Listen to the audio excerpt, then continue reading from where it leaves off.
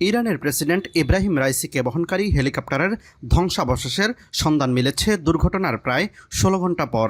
তবে president Raisi, দেশটির পররাষ্ট্রমন্ত্রী হোসেন আমির আবদুল্লাহিয়ান ও পূর্ব আজারবাইজানের গভর্নর মালেক রহমতি কেউ আর বেঁচে নেই।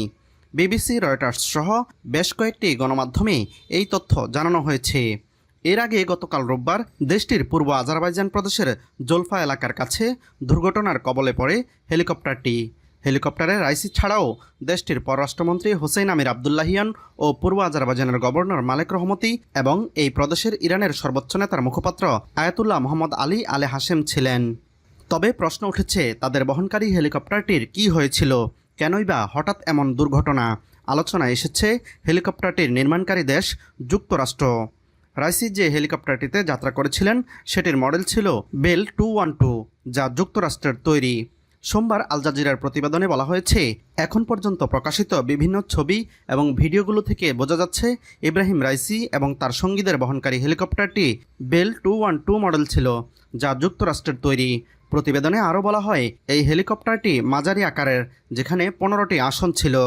এর মধ্যে পাইলটের জন্য একটি আসন এবং যাত্রীদের জন্য বাকি 14টি। দুর্ঘটনার পর জাতির উদ্দেশ্যে দেওয়া ভাষণে ইরানের সর্বোচ্চ নেতা আয়াতুল্লাহ আল খমেনি বলেছেন, মহান সৃষ্টিকর্তা আমাদের প্রিয় প্রেসিডেন্ট এবং তার সঙ্গীদের সুস্থ শরীরে ফিরিয়ে দেবেন সেই কামনা করছি।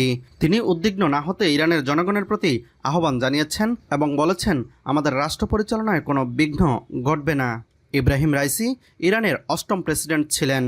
একাধারে রাজনীতিবিদ ও বিচারক রাইসি বিশ্ব রাজনীতিতেও অন্যতম প্রভাবশালী নেতাদের একজন। ইব্রাহিম রাইসি ইরানের সর্বোচ্চ ধর্মীয় নেতা আয়াতুল্লাহ আলী খামেনির ঘনিষ্ঠজন হিসেবেও পরিচিত। প্রেসিডেন্ট হওয়ার আগে দেশটির প্রধান বিচারপতি হিসেবেও দায়িত্ব পালন করেন তিনি।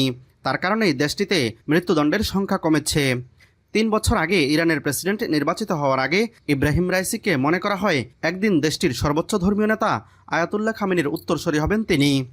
রোববার আজারবাইজান সীমান্তবর্তী এলাকায় জলাধার প্রকল্প উদ্বোধন শেষে ফেরার পথে তাকে বহনকারী হেলিকপ্টার বিধ্বস্ত হয়। ওই হেলিকপ্টারে তার সঙ্গে ইরানের পররাষ্ট্রমন্ত্রী হোসেন আমির আবদুল্লাহিয়ান সহ কয়েকজন জ্যেষ্ঠ কর্মকর্তাও ছিলেন। রাইসিকে নিয়ে দুর্ঘটনা কবলিত হেলিকপ্টারের কোনো আরোহী বেঁচে নেই। সোমবার ইরানের রাষ্ট্রীয় টেলিভিশনের বরাতে এমন তথ্য জানিয়েছে তুর্কি বার্তা সংস্থা আনাদোলু। ইব্রাহিম রাইসির জন্ম 1960 সালের 24 ডিসেম্বর উত্তর পূর্ব ইরানের পবিত্র শহর মাশহাদে। মাত্র 20 বছর বয়সে তিনি তেহরানের পার্শ্ববর্তী শহর কারাজের প্রসিকিউটর জেনারেল নিযুক্ত হন।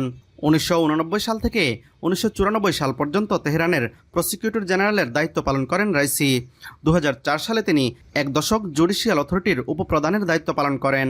2019 সালে তাকে বিচার বিভাগের প্রধান নিযুক্ত করেন দেশটির সর্বোচ্চ ধর্মীয় নেতা আয়াতুল্লাহ খামেনি।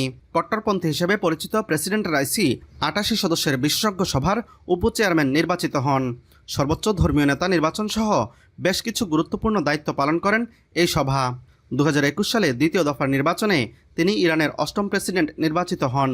দীর্ঘদিন ধরে ইসরায়েল ও যুক্তরাষ্ট্রের সঙ্গে বৈরী সম্পর্ক চলে আসছে ইরানের। ইব্রাহিম রাইসি ক্ষমতায় আসার পর যুক্তরাষ্ট্রের নিষেধাজ্ঞা মোকাবেলায় প্রতিবেশীদের পাশাপাশি চীন ও রাশিয়ার সঙ্গে সম্পর্ক উন্নয়নে বিশেষভাবে মনোযোগ দিয়েছিলেন ইব্রাহিম রাইসি।